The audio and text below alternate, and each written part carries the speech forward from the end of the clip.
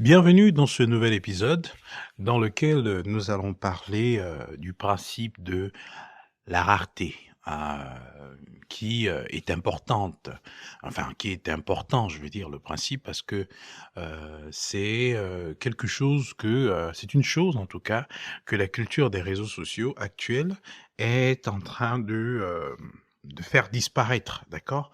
Parce que lorsqu'on se met sur les réseaux sociaux, si vous vous référez à l'épisode où je parle de la chambre secrète, de la nouvelle chambre dans laquelle, en tout cas, on a tendance à parler de notre intimité sur la place publique, à parler de ce qui nous est privé, d'accord? Ce qui nous est vraiment, secret, heu, à le mettre là, à la disposition, de tout le monde, et du coup, à l'intérieur, dans cet épisode-là, j'ai parlé, heu, de l'importance de revenir, de rétablir de l'équilibre dans nos usages numériques, dans, heu, les posts que nous faisons, dans, ce que nous abordons de toute façon même comme sujet, sur les réseaux sociaux et cela va même bien plus loin dans la vie en général parce que, il y a un principe qui existe, il y a un principe qui dit: «Mets rarement les pieds chez ton prochain de peur qu'il ne se ressaisisse de toi». La Bible dit dans le livre de Proverbes, 25, verset 17. Alors je vais vérifier, hein, pour ne pas me, tromper, mais je crois que c'est cette, référence. Alors un instant, vous me permettez? Oui, c'est bien cela. Donc du coup, Proverbe 25, 17 le dit et c'est un proverbe qui met en exergue un principe, une loi spirituelle qui veut que lorsqu'il y ait, une grande offre, d'accord? C'est la loi de l'offre et la demande, bien entendu, on le retrouve dans le domaine économique. Lorsqu'il y a, une chose est en abondance, elle a tendance à perdre de sa valeur. Elle a tendance à ne plus avoir une importance majeure. Du moins, on y accorde, on va dire, peu d'intérêt. Pourquoi? Parce qu'elle est toujours disponible. Et donc, quel que soit le temps, quelles que soient les circonstances, elle est à notre portée. De ce fait, on peut vaquer à nos occupations, tout en sachant qu'à tout moment, on peut accéder à cette ressource-là, à ce produit ou à cet élément.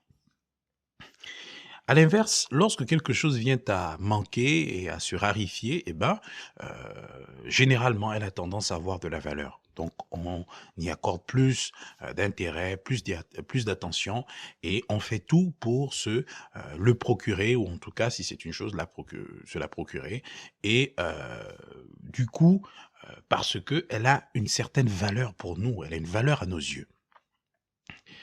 Et lorsqu'on comprend ça et qu'on arrive dans le cadre des réseaux sociaux, on va se rendre compte que les algorithmes des réseaux sociaux qui, eux, naturellement exploitent notre vulnérabilité émotionnelle, qui veulent qu'à chaque fois nous postons du contenu, même lorsqu'on n'a rien à dire, même lorsqu'on n'a rien à poster, hein, vraiment on n'a aucune inspiration quelconque qui ne saurait être d'une quelconque utilité pour les internautes, heu, eh ben, ces algorithmes-là s'emploient à nous orienter à une course vers le poste, une course vers la visibilité parce que, la culture veut que tout ce que nous fassions soit viral pour avoir une certaine attention, pour bénéficier de l'attention des autres, de la communauté des autres, utilisateurs, donc du réseau social dans lequel on est et donc, cela va nous amener à vraiment réfléchir pour certains, hein, parce qu'il y a d'autres qui ne réfléchissent quasiment pas du tout, qui postent seulement et qui, postent beaucoup plus ce qui va dans le sens du choc émotionnel, donc le sexe, le sang, le sport et tout ce qui va vraiment dans, les extrêmes. Et de l'autre côté, on a des personnes qui vont réfléchir, bien sûr, les créateurs de contenu et les influenceurs qui, eux, autour de leur activité, bien sûr, ont des enjeux économiques et de pouvoir, d'influence et cetera. Donc tout ça crée une nouvelle culture, crée une culture où, comme on dit, les micros, les macros, influenceurs, et cetera, peu importe, tout le monde, dès lors qu'on peut se créer une communauté, qui a les mêmes centres d'intérêt que nous, eh ben, tout le monde aujourd'hui est plus ou moins engagé dans une logique de, la viralité de ses posts. Donc vraiment maximiser pour que, le post ait un succès et naturellement en termes d'engagement, que ce soit des likes, des j'adore, des commentaires, des partages, des recommandations, des tags et cetera.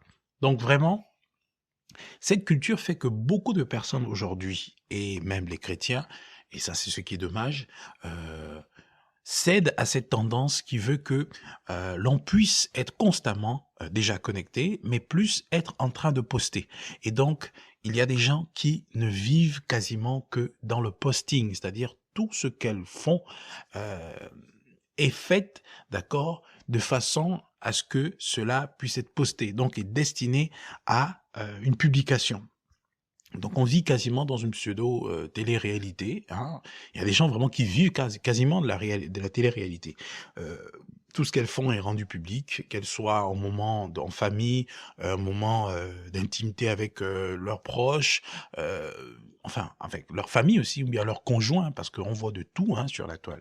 Donc ce qui fait qu'aujourd'hui vraiment, cette culture-là influence tout le monde.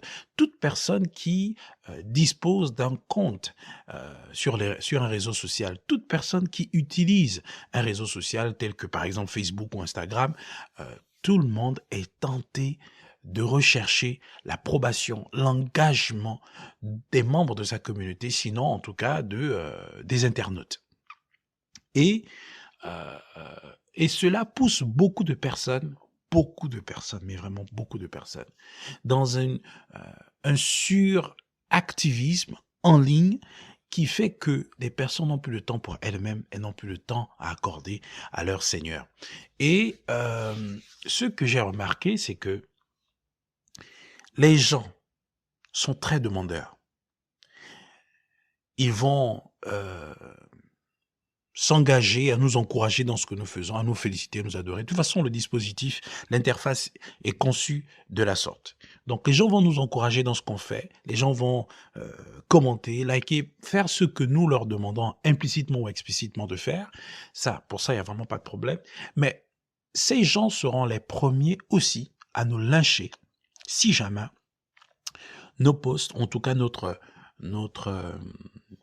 comportement numérique, hein, en ligne, ne satisfait pas à leurs exigences, à leurs standards. C'est-à-dire l'absence pendant un certain temps, c'est-à-dire un manque de régularité ou de pertinence ou de qualité, ou peut-être, et là c'est ce qui est vraiment terrible, c'est que les gens peuvent aussi nous en vouloir, en tout cas en vouloir aux utilisateurs et aux créateurs de contenu, chrétiens comme non chrétiens, pour la raison, une raison qui est assez vraiment subtile, c'est le fait d'être trop visible. Oui.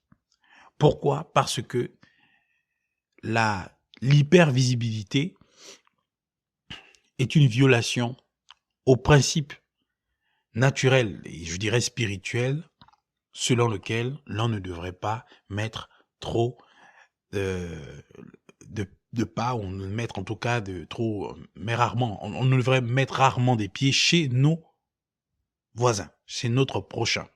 Donc, en fait, c'est le principe de l'abondance. Dès lors qu'on est trop sur les réseaux sociaux, trop sur la toile, que ça soit par des vidéos, que ça soit par des photos, que ça soit par des audios, que ça soit en espace public, que ça soit dans sa maison, que ça soit, quel que soit le type du post, le contenu qui est présenté,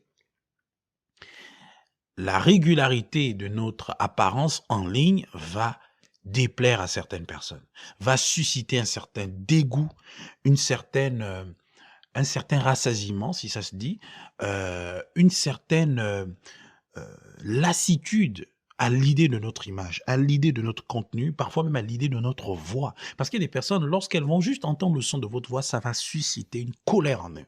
Pourquoi? Parce que en elles, pourquoi? Parce que, ben, elles se sont lassées de vous et elles demandent implicitement à ce que vous leur manquiez. Et ça, c'est un principe qui échappe à beaucoup de créateurs de contenu.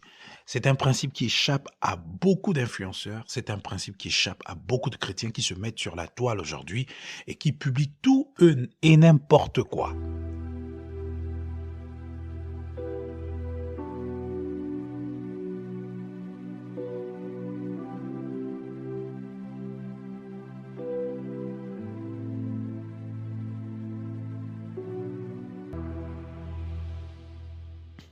Oui, les chrétiens publient tout et n'importe quoi aujourd'hui. Des temps en famille. Les personnes vont faire des invites. Aidez-moi à souhaiter joyeux anniversaire à mon épouse ou à mon époux. Aidez-moi à encourager ma fille qui a eu son diplôme.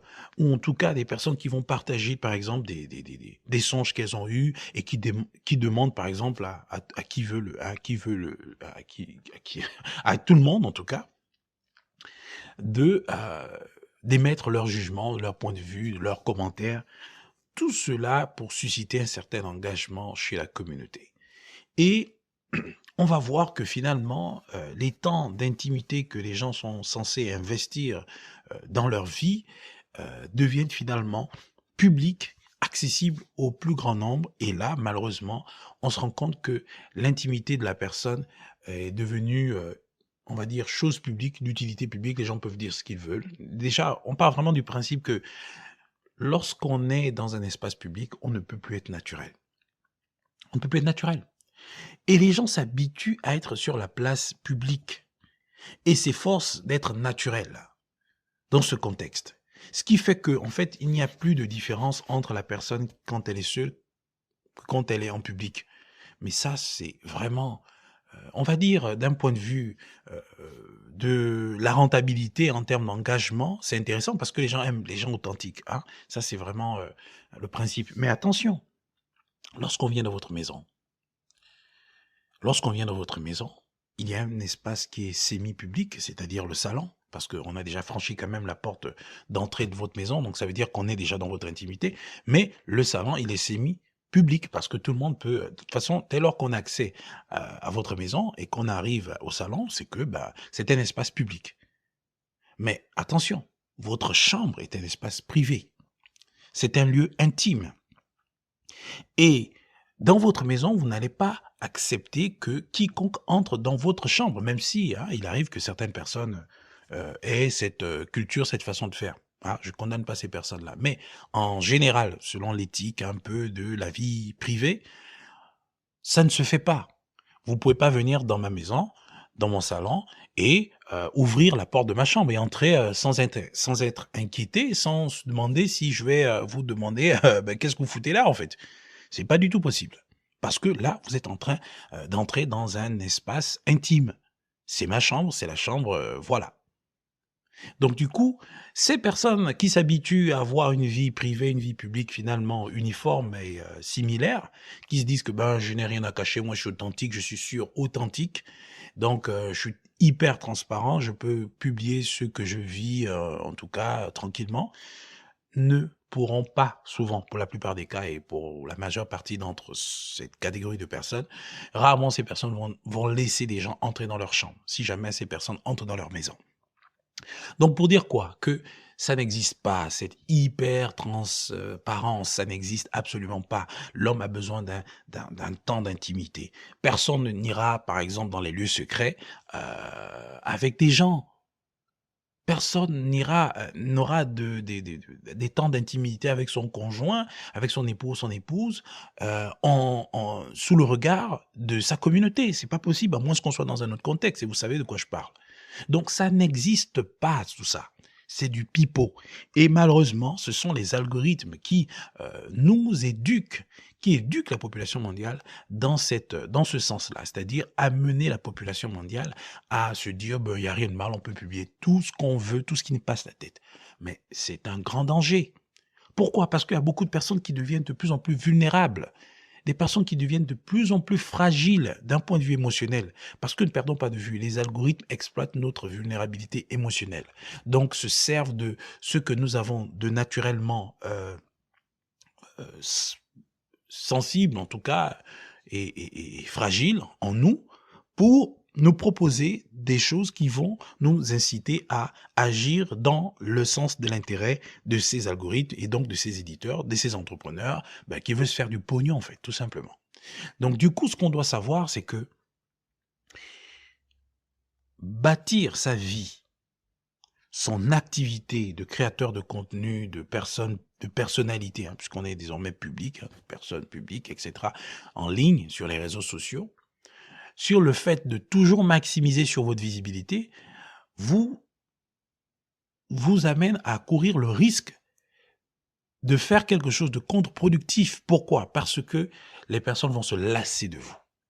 Les personnes vont vous lyncher, vont vous lapider parce que, à un moment donné, elles n'en pourront plus de supporter votre image, de supporter le son de votre voix, de supporter les commentaires que vous faites sur vous, sur votre succès, sur votre époux, sur votre épouse, sur vos réalisations, sur ce que vous avez à proposer comme formation, comme activité, comme service, comme produit. En fait, les gens en auront marre. Pourquoi? Parce que vous avez violé le principe.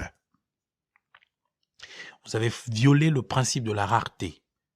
Vous avez violé le principe qui veut que vous mettiez rarement les pieds chez votre prochain de peur qu'il ne se rassasisse de vous. Et ça, beaucoup de personnes s'en étonnent, ils se disent, mais tiens, les mêmes personnes qui m'applaudissaient hier, mais c'est bizarre, pourquoi aujourd'hui ils ne s'engagent plus? Elles se font de moins en moins présentes en fait, elles sont de moins en moins présentes, elles se font de plus en plus rares dans leur engagement, dans leurs commentaires, mais c'est parce qu'à un moment donné, elles veulent passer à autre chose.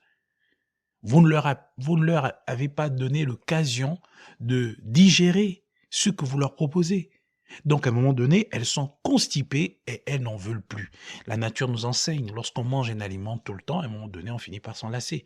L'organisme va nous dire, j'en veux plus. Même si le cerveau va aimer, l'organisme va dire, je rejette cela. Et c'est un principe qu'on retrouve dans la Bible. Jésus a fait du bien à tout le monde. Il a guéri les malades, les aveugles ont recouvré la vue, il a guéri la femme à la perte de sang, il a ressuscité Lazare, il a guéri les 7 lépreux, les 10 lépreux, il a donné la vie, il a visité Lazare, comment il s'appelle, Zachée. Enfin, il a fait tellement de choses, il a fait du bien, il a multiplié le pain. Il a fait tellement de choses. Mais lorsque Ponce Pilate a demandé au peuple s'il fallait libérer Barabbas ou Jésus, eh ben, le peuple a dit, nous voulons Barabbas et qu'on doit tuer Jésus. Nous voulons Barabbas, on doit tuer Jésus. Vous vous rendez compte? Ce Jésus qui vous a fait du bien, qui était là tout le temps avec vous. Je suis pas en train de dire qu'il a fait une erreur, mais il a fait sa mission de vie. De toute façon, il était destiné à le faire. Mais c'est juste pour vous montrer, en fait, de comprendre, de vous donner de comprendre que les mêmes personnes qui crient Hosanna, Hosanna, ce sont les personnes qui vont dire crucifiez-le. Ce sont les personnes qui vont dire on n'en veut plus. Attention, Jésus était sans péché, il faut bien comprendre ce que je veux dire. Donc, ce qu'il faut comprendre, c'est que nous ne pouvons pas échapper à ce principe. Donc, c'est à nous d'avoir de la sagesse, d'avoir une grandeur d'esprit, à se dire que il faut vivre de façon saine. Il faut vivre de façon à être équilibré. Votre vie personnelle, c'est votre vie personnelle. Votre vie professionnelle, c'est votre vie professionnelle. Il ne faut pas mélanger les pinceaux. Si vous avez des activités à mettre en avant parce que elles concourent au développement de votre activité professionnelle, c'est à vous de le faire. Mais vous devez garder à l'esprit le principe qui veut que vous devez préserver ce qui est intime, ce qui est privé, ce qui est secret. Vous devez aussi garder à l'esprit que vous devez cultiver l'appétit que les gens ont pour vous. Regardez même les séries télévisées. Souvent, vous allez avoir une série qui vous intéresse ou un film qui vous intéresse. D'ailleurs, sur les réseaux sociaux, même sur les chaînes de télévision, voilà, à la télévision. Vous allez suivre une émission, après, à un moment donné, il y aura une pub qui va venir interrompre le cours de ce que vous suivez. Ça va vous donner, mais tiens, qu'est-ce qui va pas? Vous allez avoir une montée de dopamine, vous aurez envie de rester câblé parce que vous voulez suivre la suite. C'est ce principe, en fait, qui est mis en exergue. Parfois, vous allez avoir des émissions et on va vous dire, tiens, rendez-vous prochainement. Parce que là, c'est pas possible. Bien, c'est par saison. Et tout ça, ça donne de comprendre que dans la vie, il faut oxygéner, il faut équilibrer, il faut faire des choses qui vous permettent vraiment d'être en harmonie avec des lois et la loi spirituelle, la loi naturelle qui veut que la rareté a du prix et l'abondance, elle se dévalorise, elle perd en tout cas en valeur.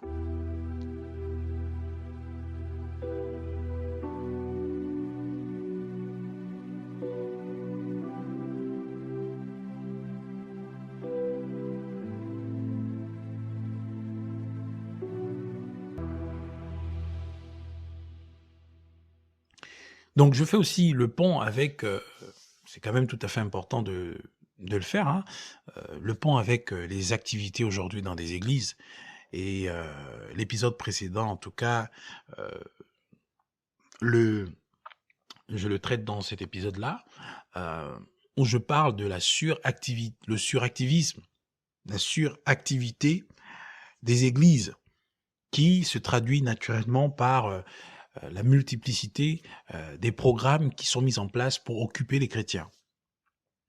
On a par exemple les programmes, comme je disais, des programmes de jeunes, les programmes, des hommes, les programmes des femmes, les programmes, de leadership, les programmes pour les aspirants au mariage, les programmes pour les mariés, donc les couples, les programmes, pour, les affermissements, les programmes, des séminaires, les programmes, je sais pas, des programmes, en ligne, des programmes de veillée de prière, des programmes pour intercesseurs, pour les programmes pour les chantres, les programmes pour les musiciens ou je sais pas, il y en a tellement, on a l'impression qu'on est en train de créer un monde dans un autre.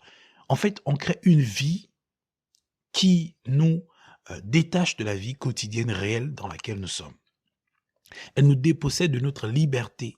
Elle nous dépossède de cette capacité à agir avec le bon sens, bien entendu, cela, sous couvert de l'esprit, en fait, le Saint-Esprit. Et tout ça, ce sont des choses qui sont censées nous interpeller. Parce qu'en fait, on se rend compte que, avec ce système d'intensification de l'activité au sein des églises, les gens sont dépossédés de leur intégrité, dépossédés de leur intimité, dépossédés de leur liberté. Alors que la Bible est très claire. C'est pour la liberté que Christ nous a franchis. C'est pour la liberté que Christ nous a franchis. Donc vous connaîtrez la vérité et la vérité vous affranchira. Le fait de multiplier les activités que nous avons au sein de l'Église court le risque de susciter chez les chrétiens et les plus sincères un dégoût, une satisfaction extrême qui crée finalement, euh, et comme je l'ai dit, un dégoût. C'est-à-dire que les personnes qui pourtant initialement étaient très motivées, au fil du temps, vont véritablement développer un sentiment de rassasiement, de fatigue, de lassitude, mais d'une extrême fatigue, parce qu'à un moment donné, c'est une charge, c'est un fardeau parfois qui pèse plus qu'eux-mêmes. Parce que, ajouté à cette charge, ces personnes ont des charges quotidiennes. Elles ont des dossiers à traiter dans la vie quotidienne. Il y a la vie en famille, donc déjà en famille, monsieur, madame, il y a les enfants, il y a mais la vie des enfants, donc la scolarisation des enfants, il y a des charges en ce qui concerne la maison, en ce qui concerne le véhicule, en ce qui concerne le ou les véhicules, ça dépend, en ce qui concerne le travail, il faut gérer les collègues, l'humeur des collègues, il y a des situations diverses qui peuvent arriver, il y a la santé, il y a la famille, il y a la belle famille, il y a des amis, en fait, il y a il y a la société en elle-même, il y a les services publics qui sont là, il y a beaucoup de choses qui occupent notre quotidien. Mais si en plus de cela, on a une charge qui nous est imposée de façon très religieuse et très élégante, parce que bien entendu, c'est présenté de la façon la plus élégante possible, c'est pour le Seigneur. Et comme les gens, naturellement les chrétiens, quand on entend c'est pour le Seigneur, ça nous dispose en fait, ça nous met en tout cas dans un état d'esprit de service. On se dit, ah tiens, ben on doit être disposé pour servir le Seigneur. Mais attention, le Seigneur ne se contredit pas. Autant il veut que l'on soit à son service dans l'Église, autant il veut que l'on soit responsable dans nos familles, dans les responsabilités que nous avons, en tout cas les activités que nous avons dans la vie quotidienne, commune. Nous avons reçu des dons et des talents. Il aimerait que l'on puisse les fructifier. Les dons au sein de l'Église, au sein de la famille, et les talents dans la société. Donc, à un moment donné, il faut de l'équilibre. Il faut de l'équilibre parce que les chrétiens sont en train de se perdre en ce moment. Et ils se perdent, pourquoi? Parce que, à un moment donné, l'Église a violé le principe de la rareté. Si on a moins de programmes et que les programmes sont de qualité, ça va susciter l'envie d'être là, l'envie d'en faire plus, l'envie d'être toujours ensemble. Mais si on passe le temps à toujours occuper les gens, à se voir tout le temps, à un moment donné, on se lasse. Il ne faudrait pas que ça nous choque, que ça nous scandalise lorsque les gens vont partir en scandale. Les gens vont partir en scandale parce qu'elles n'en peuvent, les gens, enfin, oui, les personnes n'en peuvent plus Ça les saoule complètement. Et ça doit pouvoir nous interpeller parce que c'est quelque chose d'assez simple. On n'a pas besoin d'une interpellation spirituelle particulière pour ça. C'est le bon sens. La seule personne avec laquelle on est, même dans le cadre du mariage, le fait de se voir tout le temps, à un moment donné, émotionnellement, ça peut susciter quelque chose. Mais parce que, en plus de ce côté émotionnel, on a aussi la raison. Donc, le sens de la responsabilité, se dire que l'amour, c'est pas une émotion. L'amour, c'est une responsabilité, c'est un engagement. Dieu nous a aimés pas parce qu'il ressentait qu'on était bien ou pas, ou qu'on le méritait ou pas. Il nous a aimés parce qu'il nous aime tout simplement, il est amour. C'est la même chose. Lorsqu'on est constamment en contact de quelque chose avec des personnes, à un moment donné, il peut y avoir de lassitude. Et ça ne dépend pas de vous, c'est votre nature humaine. Vous êtes conçu comme ça, c'est comme ça qu'on est conçu. Donc, à un moment donné, on va pas faire l'hypocrite là-dessus. C'est un fait, c'est une réalité. Donc, tous les programmes qui sont créés pour embrigader les gens dans un certain monde qui comporte une certaine charge, qui vient s'additionner aux charges quotidiennes de ces personnes-là, eh ben, ça court le risque, en tout cas, d'exposer les personnes qui sont à l'origine de ce système-là à une confrontation avec la réaction émotionnelle de ces gens potentiellement victimes. Donc ça doit pouvoir nous interpeller. Et il ne faudrait pas que ça nous choque. Donc, mettre rarement les pieds chez son voisin, de peur qu'il ne se rassasisse de nous, c'est un principe qui s'applique dans tous les domaines de la vie. Aussi bien dans la sphère de la famille, dans la sphère de l'éducation, dans la sphère de la vie professionnelle, des relations sociales, que dans la sphère spirituelle, donc dans l'Église. Donc c'est à nous de comprendre cela. Ça va vraiment nous permettre de ne pas fléchir face à cette culture des réseaux sociaux qui veut que l'on soit au service finalement des robots qui robotisent notre façon justement de faire, qui nous déshumanisent et qui créent en nous finalement un système d'opération irrationnel et qui est complètement pernicieux et destructeur sur le long terme. Donc voilà un peu ce qu'on pourrait retenir de cet épisode. J'espère en tout cas qu'il vous fera du bien et qu'il vous permettra en tout cas de rétablir de l'équilibre dans votre gestion des réseaux sociaux, mais également dans votre rapport aux autres, à tout le monde de façon générale. Voilà un peu. La seule personne qui doit être en abondance en nous, c'est Jésus-Christ de Nazareth. C'est la parole de Dieu. C'est la seule qui ne va jamais nous faire du mal. C'est la seule qui va nous apporter la vie en abondance. Parce que en elle, il y a la vie. Et la vie était la lumière des hommes. Au commencement était la parole était avec Dieu, la parole était Dieu. Rien de ce qui n'était fait n'était fait sans elle. Tout ce qui était fait a été fait par elle. En elle, il y avait la vie, et la vie était la lumière des hommes. Que Dieu vous bénisse.